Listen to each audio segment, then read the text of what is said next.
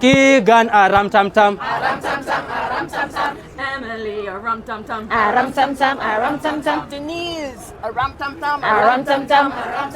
Sheila, a rum tum tum. A rum tum tum. A rum tum tum. My name is Sheila Makaro and I'm from South Africa in Alex. And I am at the G20 Social Summit because I am part of the Brave movement. I'm an advocate and ambassador of the third richest nation, and we are trying our very best to advocate and end childhood sexual violence globally. My message to the world leaders globally, internationally, wherever you are: fight for our kids because they are the future. Fight for our children to be protected, to be kept safe.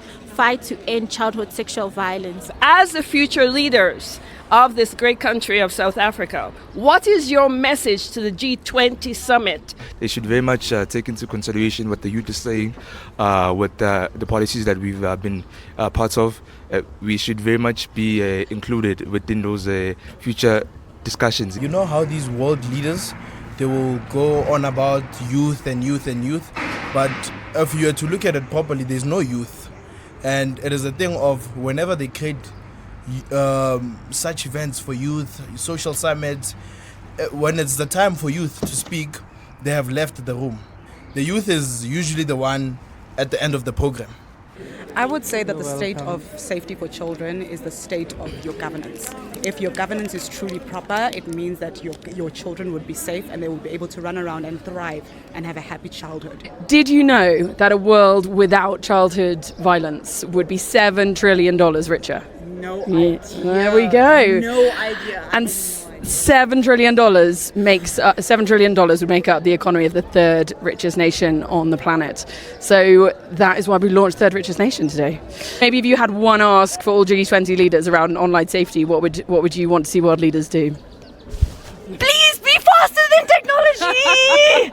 We have these national borders still, and we have these laws in place in our nations, but the digital world is global. What's that one message you can send out to partners?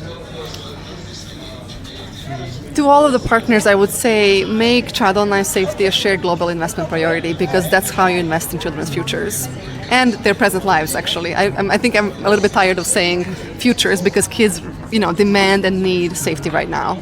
So we were just discussing how important it is for world leaders to invest in ending violence against children.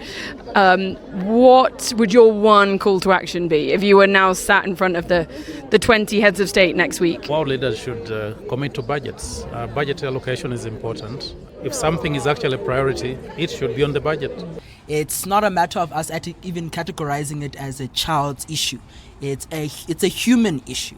As much as we can gain funds, how long will these funds go? How sustainable are these funds? And what is the allocation of these funds? And who is funding this? That's also really important. A safe childhood environment. I think where children have a voice, first of all, where children are heard, where children are, I think most importantly, allowed to be children. A world free of child sexual violence, really, I think that's a world that has far less trauma than it does have now. I know within C20 we work with civil societies.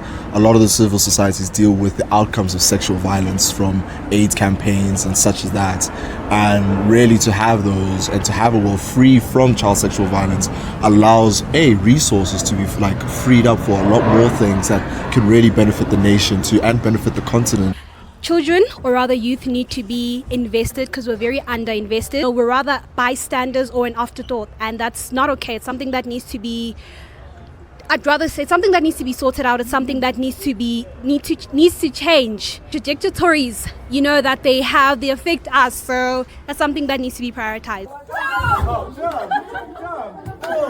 GBV generally, it's like a talk show. We talk about it every day, but there's no action. So my plea is, I wish the government can stop normalizing gender-based violence. I am special. I am special. I am unique. I am unique. Please receive the declaration, Mr. President.